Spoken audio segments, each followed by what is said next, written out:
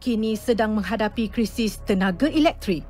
Sejak dari tahun 2021 hingga pertengahan 2022, kita menyaksikan kesan ketara kenaikan harga elektrik di seluruh dunia. Di Malaysia juga tidak terkecuali. Tetapi rakyat tidak pernah merasa sebarang kenaikan kerana subsidi yang diberikan berulang kali. Namun, sampai bilakah kita mampu bertahan? Sebagai pengguna, kita boleh membantu negara menangani krisis tenaga ini dengan menggunakan elektrik secara bijak.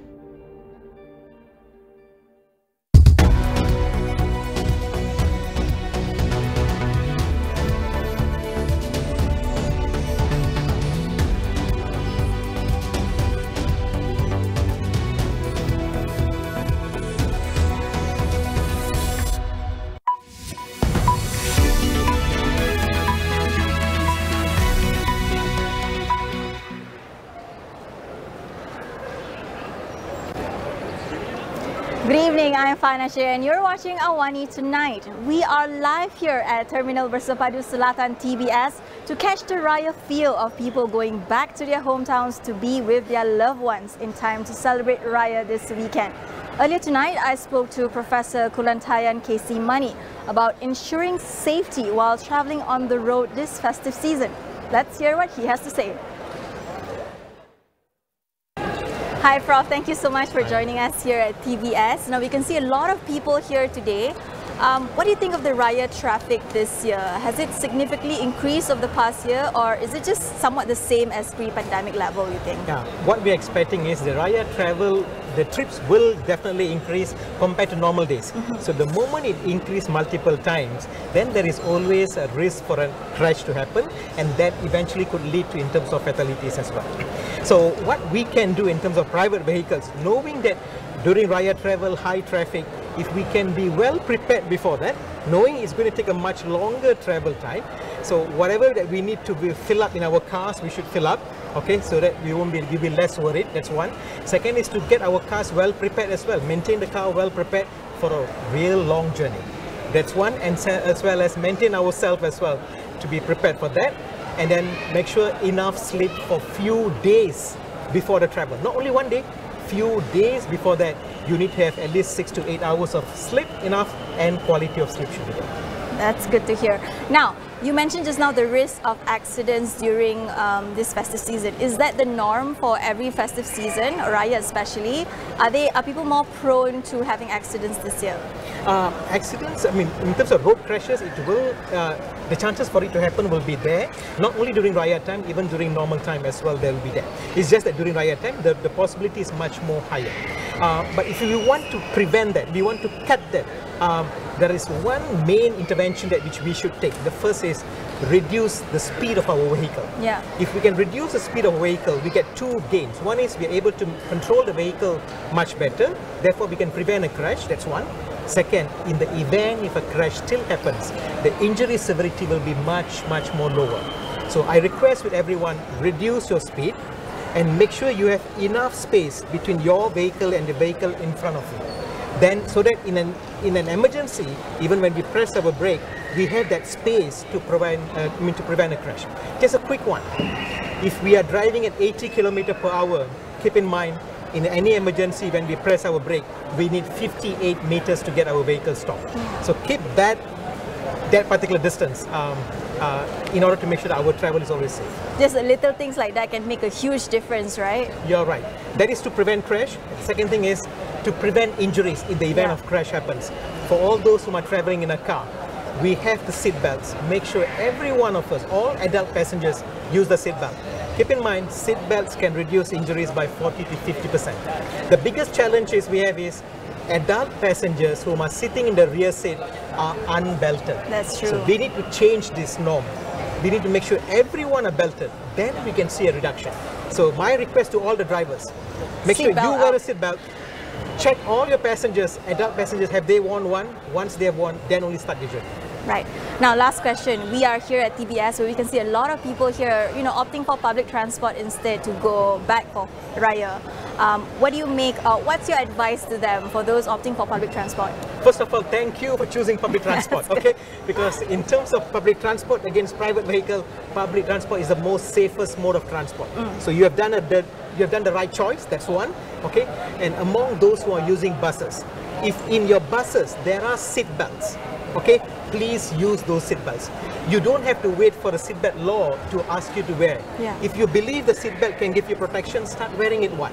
And I believe once you start wearing it, and to all the bus drivers, please maintain the speed limit and please reduce your speed. Then together we can make the public transport travel a safe one. Yeah.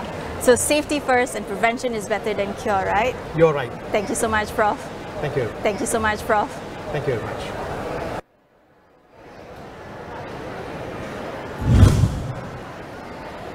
There you have it, seat belts on and safety first. Now let's get on to the news.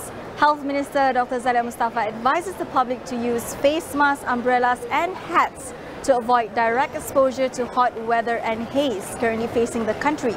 She also advised to avoid strenuous activities and limit time spent outdoors to prevent illness under the current weather conditions. Zaleha told the public to keep windows closed to prevent haze particles from entering indoors as a preventative measure. Natural Resources, Environment and Climate Change Minister Nik Nazmi Nik Ahmad earlier said that the haze this year is expected to be worse compared to the last 3 years. This is because plantation and industrial activities have returned to normal operations. The Malaysian Meteorological Department yesterday reported several areas to be under the Warning Level 1 caution category, although no areas were reported to be in Warning Level 2 heatwave. Meanwhile, the government has agreed to the Malaysia Mines since 2021. Tourism, Arts and Culture Minister Tiong King Sing said the application process for the program will be made more flexible. In a statement, Tiong said the decision to review the conditions was reached following a meeting with Home Ministry Secretary General Datuk Ruji Ubi.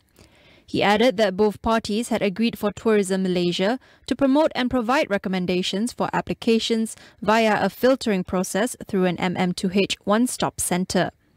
It was previously reported that the program has seen a 90% drop in the number of applicants because of tougher conditions imposed by the previous administration in 2021. The new conditions required applicants to have permanent savings of at least 1 million ringgit and liquid assets of at least 1.5 million ringgit. Previously, they only needed savings of between 300,000 and 500,000 ringgit. They must now also show an offshore income of at least 40,000 ringgit a month.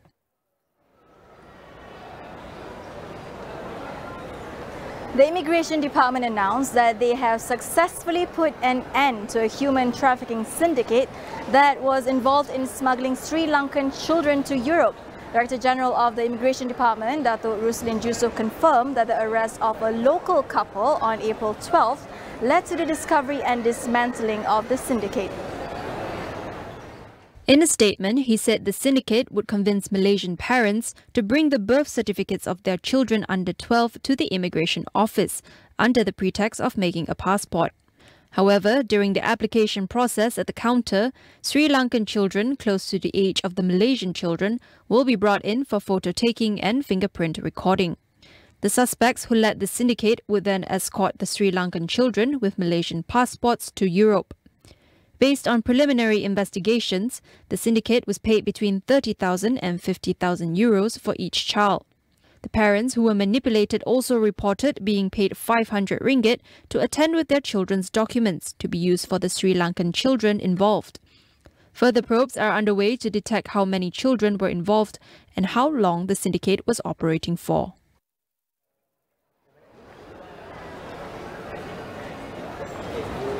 We will go for a quick break. Don't go anywhere.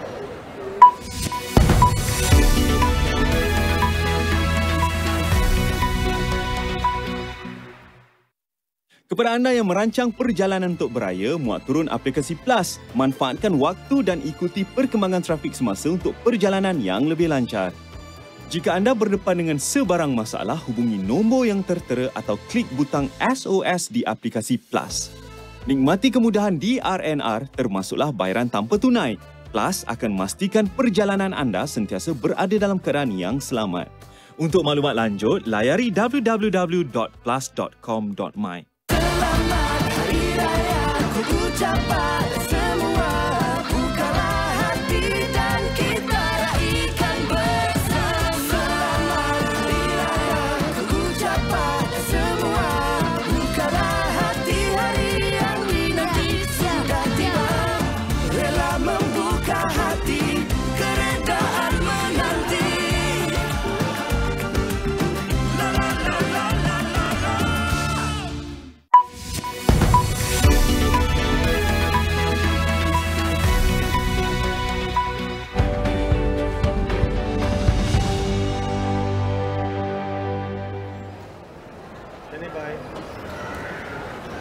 Welcome back. Being ESG compliant makes good business sense. Chutekwi of Riverstone Environmental Sindrian Berhad explains how sustainable practices can help companies not only remain relevant in the marketplace, but also future-proof themselves against harmful impacts of the environment. Now there is an increasingly call for disclosure of sustainable practices. So that means to say that when you apply for a loan, companies need to disclose what are they doing in terms of taking care of the environment, taking care of their workforce, taking care of their being a neighbor to the community and things like that. So all this KPI needs to be recorded and has to be transparent and has to be submitted as part of that. And also it makes good business sense to be compliant, complying with the environmental law. And if you are a good, responsible company, discharge into rivers, emissions into the atmosphere and all these things, all those make good business sense, and it has to be monitored as well, monitoring for compliance purposes, yes. Tekwi also shares 2 ways businesses can start investing to be more ESG compliant. One is knowing how your businesses is impacting the environment, and second is know how the environment will impact the business in the near future. So the first part is about when you let's say draws river water, consuming clean water or extracting groundwater or emitting the atmosphere. This is how businesses interacts with the environment. And then the second part is about knowing how climate change, let's say in future, climate change will impact a business supply chain. That will impact your ingredients or raw materials imported coming in from overseas in locations that will be in future impacted by flood, that will be impacted by water stress, heat wave, and how taking care of your employees as well, working outdoor, on extended hours, and those are safety and health consideration as well. So it makes good business sense for company to invest into sustainability, to future-proof themselves, climate-proof themselves, and have all these measures in place. Tekwi advises SMEs to take proactive action when it comes to implementing ESG practices in order to stay ahead in a competitive market here or abroad.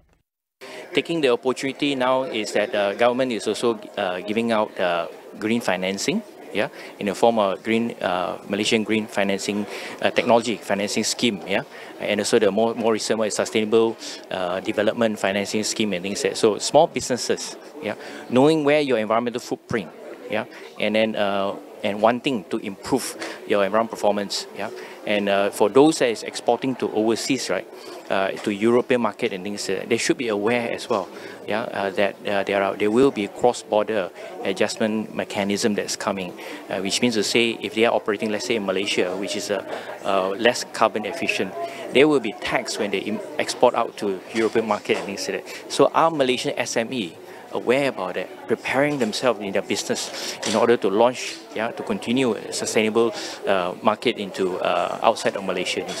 I think knowing where to get the incentives, the grants and things like that, they will be better prepared SMEs, for the future. Now on to international news. The World Health Organization warns that the COVID-19 pandemic is still volatile, with the virus yet to settle into a predictable pattern. Despite much reduced testing, over 23,000 deaths and 3 million new cases have been reported to the WHO in the last 20 days. Although the numbers were decreasing, the health agency's emergencies director, Dr. Michael Bryan, noted that there was still a significant number of people dying. He also said the virus would continue to evolve and test our immune systems. Ryan added that similar to influenza, the virus would not be eliminated and could still cause respiratory disease among vulnerable groups. The WHO's Emergency Committee on COVID-19 meets once every 3 months. Its next meeting is due in early May, where it will reassess whether the virus constitutes a public health emergency of international concern, the highest level of alert the WHO can sound.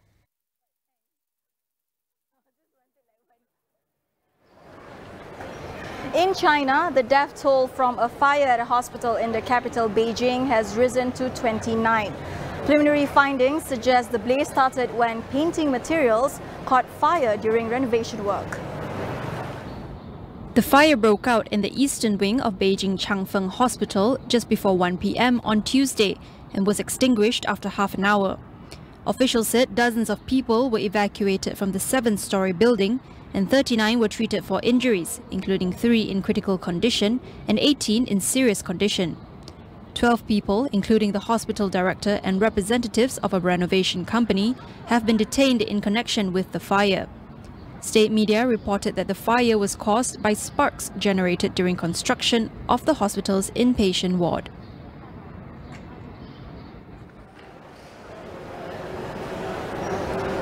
That wraps up Awani tonight, and for those travelling this Raya holiday, I wish all of you a safe travel. I'm Fana Shea. Thank you for watching, and I'll see you again.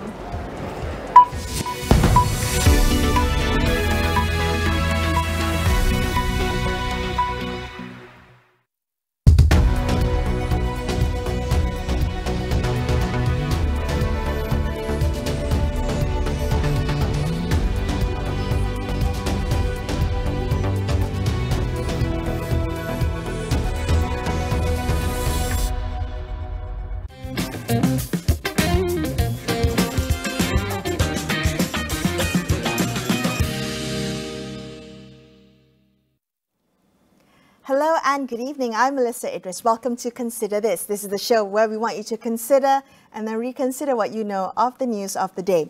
So tonight on the show, we will be featuring 3 stories from the Dari Dapur series, which aims to cultivate a culture of welcoming refugees and migrants to Malaysia through a shared love of food.